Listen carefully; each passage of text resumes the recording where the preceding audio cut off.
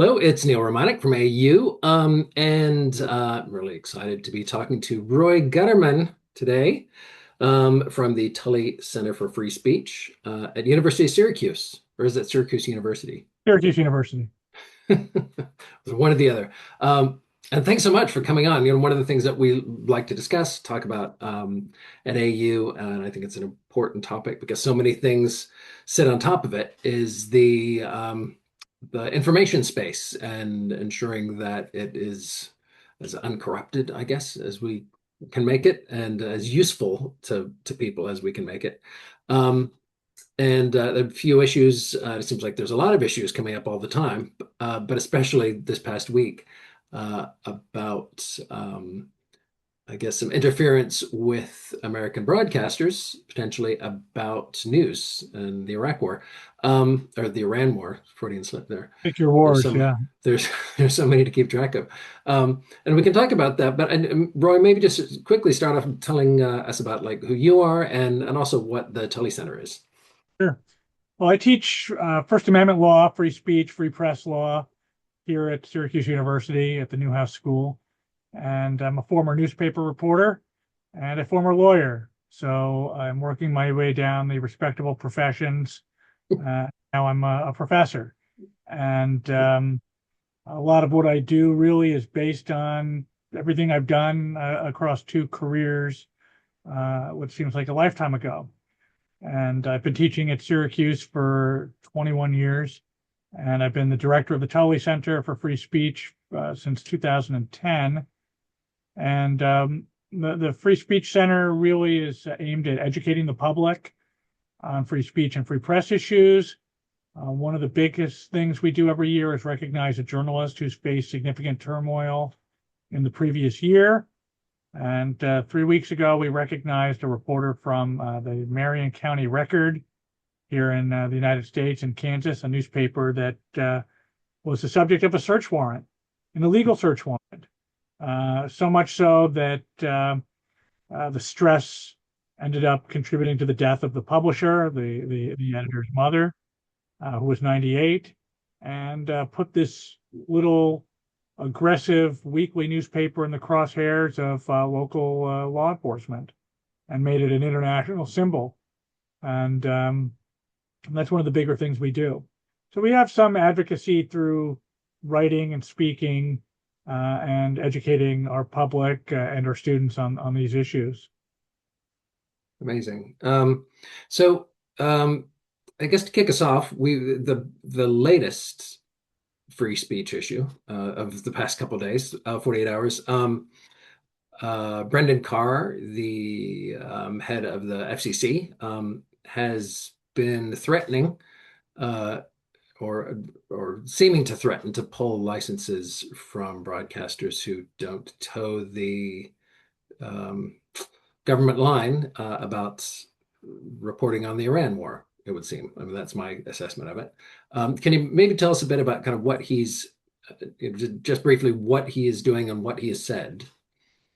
Oh, most of what he said is rhetoric at this point. We had a little spat of this over the summer as well, where he threatened that the FCC would act on license renewals and become an impediment or try to take them away because the administration doesn't like the tenor of the news. So far, there's been no action, and it just gets a lot of headlines and it gets people rankled up, and it's scary. We've never had, excuse me, we've never had the Federal Communications Commission acting so aggressively on news content that an administration doesn't agree with. The FCC, first of all, is an independent agency or an independent commission, so it shouldn't be necessarily carrying the president's water anyway. But it's also beholden to the administrative law process and our First Amendment. So even if, and it would be a big even if, the FCC wanted to act in a negative manner or in an aggressive manner to punish critics. There's a long, detailed process that would require a lot of paperwork and public hearings and public notice, and that would all be subject to judicial review as well. So it would be a long shot, Right. but it's still a threat, and a threat is a threat. And when it's coming from the upper echelons of government, it's intimidating, imposing, and chilling. Well, is it also part of like kind of a package of threats? Because there's, I mean, like backing up a bit, you've got um, CBS, Disney, you've got these broadcasters or media companies that were sort of bullied a bit by the administration early on and decided to like just pay the fine, we'll pay the parking ticket to not be harassed. Even though I think some of these things, if they had gone to court, it wouldn't have been a problem. But it was like we'll just kind of pay what the president is asking, and then that will get the heat off us. Yeah, we're in a media and a business climate right now that is kind of scary because we've got business entities making media decisions and content decisions uh, aimed at facilitating or smoothing over bigger and bigger business deals. So, when you have a news outlet beholden to some corporate entity that wants to get bigger to make more money, and then that's going to compromise some of the editorial decisions as we've seen. And again, we go back to over the summer with Jimmy Kimmel, the late night comedian, the late night show, late night host, who, in all honesty, was the least political of the, well, maybe the second least political, but not a very political comedian. And we saw him get benched because somebody in the administration didn't like a joke that wasn't even really aimed at the entities that they thought it was aimed at. It was really an offhand comment that that got him benched by his bosses. Again, it wasn't the government that was benching him, but government entities approached some of the people involved at the upper echelons of Disney, and they're involved in business deals. And he got benched, and there was big public backlash. Down the road at CBS, we saw Stephen Colbert, the host of the late night show at CBS, who was the most political of the three late night TV hosts, and he was dismissed, ostensibly because his company, the people that own his company, are in merger discussions, and they don't want the government to interfere in that.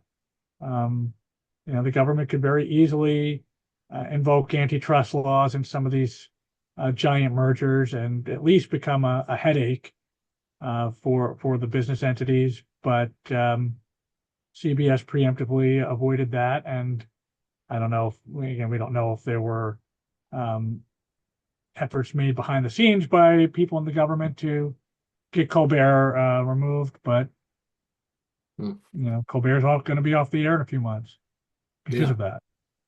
Yeah, I remember because it happened last year, and I remember thinking, well, it's going to be a year, and of course, that's the year is Yeah. up.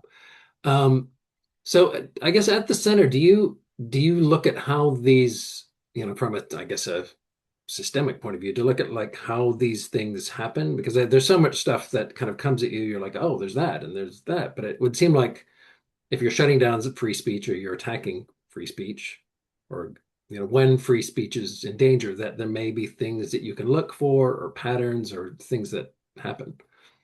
If I was looking for a pattern, I would probably try to look to see what the bad news was that week that prompts this sort of outburst. I don't want to. We're all, the movie Wag the Dog is kind of a pop cultural reference at this point from the 90s, but I think if somebody was going to track whatever the bad news was that week to some of these prominent comments about reining in the press or revoking licenses or whatever other business the FCC wants to try to do, I think it's linked to some pretty bad news, whether it's the Mm, economy or a war that's not going to be very popular, or just low ratings at the presidential level. Whatever the bad news is that week, um, Epstein files, you name it. This could be a nice distraction because mm, now we're all wringing our hands for a week over threats by the FCC that really can't come through, but still they're mm. threats. And I guess it's that looking internationally, and I'm in the UK, uh, like Donald Trump threatening to sue the BBC, which is, I mean, I guess it's probably kind of crackers. I don't think he really could sue the BBC, um, or maybe he could. I don't know. You You could can tell sue me, anybody. I but mean, I guess you could sue anybody. But over here, you really felt people like people felt the length of their leash, in the news. You could really feel that people are like, oh, should we be careful about what we say about the American president, just because that had come up. So yeah, I wonder, is that and are you looking internationally about kind of how these things work in other countries? Because obviously we've you think of free cracking down on free speech is traditionally a thing that we in English speaking countries, that's a thing that happens over there, that happens in it happens in Russia, it happens in other countries. It doesn't happen that much here. yeah, I mean, there's a playbook out there for some of the stuff that we're seeing for the first time in centuries here in the U.S. You know, the threats to the media, whether it's private litigation, the overuse of private litigation and with defamation, the abuse of defamation law, um, and proxies filing these types of lawsuits, and again the efforts to use all branches of government to rein in or punish critics or the press itself. I mean, there's a playbook for this. I'm not going to start naming countries. I don't want to Mm. get banned from countries I'm probably not going to go to in the near future. But Right. we've seen this all over the world, and it's unique to us now, and we're dealing with it because we've never seen it. We've never had a president who's Mm. been so aggressive against the media. I mean, we've had Nixon, but Nixon at least, believe it or not, played by some rules, and Mm. Nixon at least was countered by there's opposition in Congress. Mm. We don't have that right now, so we're really dealing with things that we haven't seen in anybody's recent memory, and there is a playbook for this. Mm. Use the law, abuse the law, use levers of government, and then and that's part of it. Use the levers of government to shift personnel at in these private media entities, which we've seen, and we're Mm. coming to terms with this. When the Secretary of Defense starts lauding another giant mega merger and boasting that he can't wait for CNN to be taken over. Well, that's a pretty scary thing. You can disagree with Yeah. editorial content. I mean, that goes with the territory, but to openly um, call for new bosses or to a new editorial swing or that's uncharted territory, and that goes on top of other things we've seen, limiting the press pool with the White Mm. House, the And the Pentagon, Pentagon. and yeah. It's a multifaceted approach. I don't know if it's all if they're sitting in a back room saying this, we're going to do this, this, and this, but it certainly has that effect. Hmm. Are there um I guess I'm also thinking about like social media and the sort of collapse, that kind of the other side of that, the sort of collapse of the truth space, what is true, and that kind of uh, cheapening of news to begin with. So I mean, it starts with like, Trump's first week in office, the first time around. I think it was something that we were saying fake news, fake news, fake news, Yeah. and just getting that idea into the public consciousness, that it's fake news, you can't trust anything. Um, and I feel like we see that at CBS now and everywhere, but that attempt to like um, sort of take the teeth out of news, or take what was factuality in news and turn it into something else. Yeah, I mean, he was, hate to make everything Trump, Trump, Trump, but Mm, he was pretty clever, during his first campaign when he started using the term fake news, mm, the Orwellian term, and it discredits all sorts of news. I mean, it's a term that we've heard before, but you know, discrediting news you don't like, coupled with sort of the fragmentation and the politicization of news as well, or what mm, people think is news. I mean, here we've got you know, three 24-hour news channels. We've got Fox, and people know Fox's political affiliation.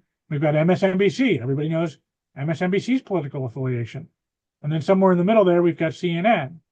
Um, and I don't. Part of the problem is people will spend time watching either the polarizing TV channels and think they're getting news when they're really getting editorial content. mm, And mm.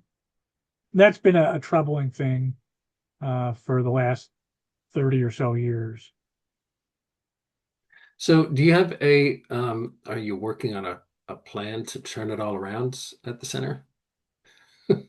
I do a lot. I do a lot of writing on this, Hmm. a lot of public speaking on these issues. But like anything, I'm probably most of the time I'm talking to people who would probably agree with me.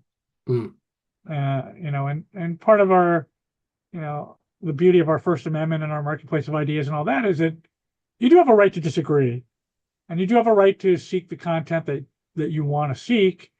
But most of that content, more and more of that content is being um, skewed by one political side as opposed to mm, the other, and we see businesses getting out of the news business to make more money doing other things, selling movies or other, or mm, producing movies, but they're still beholden to the news content and their news element and their news operations. mm, So when you've got these big businesses that are reliant on some level of government support, meaning avoiding antitrust regulation or any other government regulation, and the news side of this, which ends up costing these businesses a lot of money to make to begin mm, with, and then becomes expendable or something that they can use as a bargaining chip to get what they want from an administration that mm, you know mm, doubt gifts and accolades to the people who agree with them. mm. So looking at social media, that um, and I guess maybe this gets down to like what is free speech? Because certainly all the, Elon Musk, all the tech oligarchs talk about free speech, meaning I should be able to say and do what I want. As I'm a billionaire, I should be able to say what I want and do whatever I want on this platform, and that's free speech. I mean, I guess first of all, what is free speech, and how do you how do you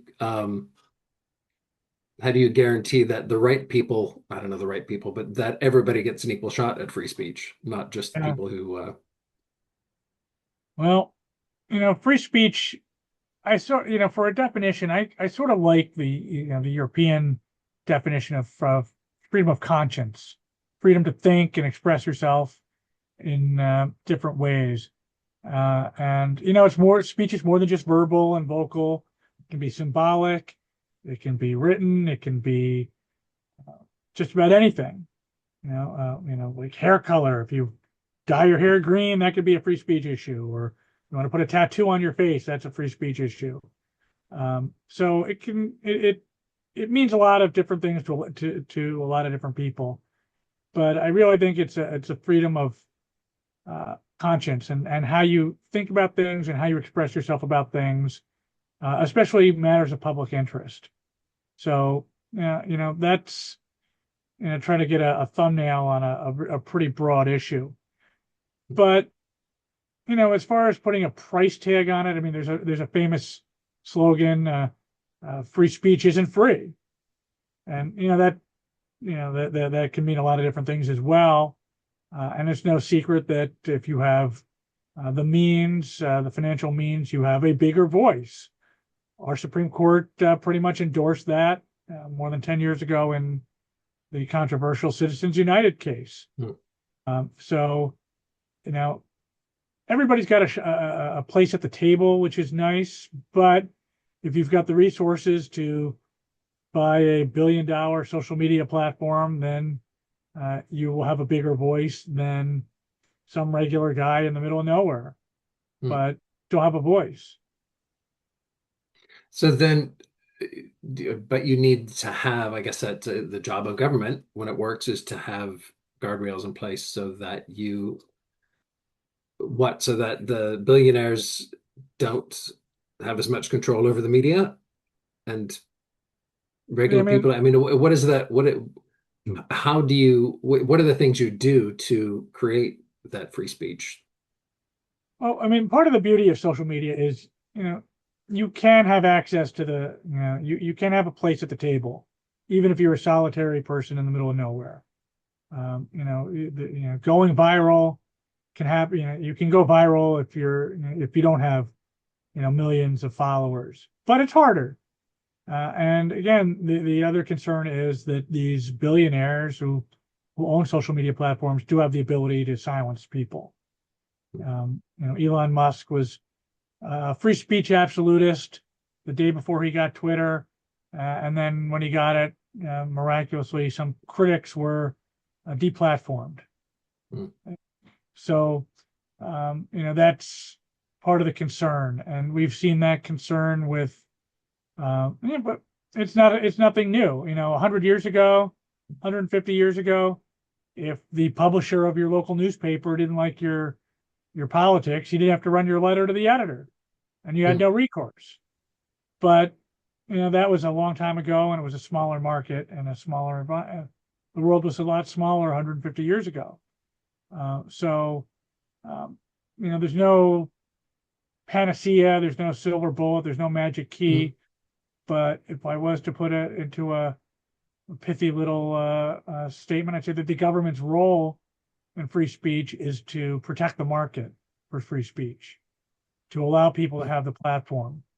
The government's done that, through the years, going back to what we had 100 years ago, or 50, 60 years ago, we had what was known as newspaper preservation laws that were aimed at preserving newspapers by allowing them to merge and allowing them to use some resources like printing plants, as long as there were different newspapers. Broadcast regulation has rules on public interest. So if you have a license, you have to use it responsibly, meaning you have to have some children's programming, diversity programming, profanity on the airwaves during normal hours, and those are reasonable restraints. But the internet, it's hands off, and we've got federal law that keeps it hands off with Section 230, which for its first 20 years was a relatively obscure or rarely talked about section of federal law that facilitated the growth of the internet, that now both parties really don't like. Conservatives don't like it because they think it's allowed social media platforms to deplatform conservative viewpoints, and people on the left don't like it because they think it facilitates hate speech and violent speech and incitement and other types of illicit activity. So at least both sides agree that they don't like something. Nobody knows how to fix it. So you mentioned that at the start you gave your award this year to a local news, somebody working at local news. Um, and I wonder what are the free speech, I guess, issues or um, the place of local news in that? And kind of, we talk about this news in kind of a national level, CNN, MSNBC, but what about, and there are fewer and fewer of them. But how does local news fit into that free speech ecosystem? Yeah, I mean, local news is where there should be growth. That's what people need the most. I mean, there's always going to be a nice, healthy um, level of coverage at the national level. International, at least in the U.S., it seems to be waning. We saw the news at the Washington Post a couple weeks ago, where they were getting rid of most of their international staff. Hmm. And that seems to be an American thing where Americans don't seem to have a taste for international coverage anyway. I'm not apologizing for that, but I'm just speaking of the worldview of many citizens here. But when it comes down to it, just like politics, news is local, and we've seen cutbacks in local news all over the U.S. in the last 10, 20 years, even at the local newspaper, weekly newspaper level. And that's where it counts the most because, that's who's going to hold local government officials most accountable, right? I mean, there's always going to be national press to hold the president and Congress and the Supreme Court just under scrutiny. But when it comes down to it, most of our lives will not intersect with the federal government. Most of our lives really do deal with local issues, snow plowing or potholes or property taxes or social services. And that's all local stuff, and that's all stuff that we really need covered. And the example that we saw out of Kansas a couple of years ago is a really stark example of how do you abuse the law to punish aggressive local journalists. And And what Mission happened was in that case? well, the aftermath, the search warrants were deemed to be extremely illegal, Hmm. and it was an abuse of government power, and the newspaper won $1 million settlement, and the Hmm. reporters won a settlement. So, the process and the administration of the law ultimately prevailed in that case, but mission was accomplished by the law enforcement officials. It was harassment. It was menacing. It was imposing. It was devastating to the family. Hmm. And anybody who's ever been on the receiving end of a search warrant or a subpoena to testify, even if it's specious, just to fight it will be a headache. Hmm. So the mission was accomplished. Hmm. So what is it going to happen over the next year, 2 years? I mean, we've got in the US, you've got a couple more years of this. I don't know if you look internationally, but how do you anticipate things going? Um, for decades, the United States was a beacon on these issues of free speech and free expression and free press and a government hands-off approach to dealing with content and critics. And we were a role model for countries around the world. And that beacon is dimming. I mean, we still have process, and we still have rule of law, but we're losing some of our luster on that. And when other people around the world see this here, I think it could embolden others Mm. and empower others. When reporters and journalists face significant difficulties all over the world, whether it's war zones or in hostile parts of the world. And the U.S. was always there to, point a judgmental finger. And I think in some ways we've lost that ability. Mm. And that puts reporters everywhere at risk. Is there any other place you'd look that's still upholding that, or is somebody to look to? I think Western Europe's doing a pretty good job. Mm. Central Western Europe. Mm. So yeah, the world's a complicated place these days, Mm. and hopefully things will change. People need Um, news. People need information that's not censored or dictated by government officials, and that transcends party agendas. So hopefully people will recognize that. yeah, absolutely. Uh,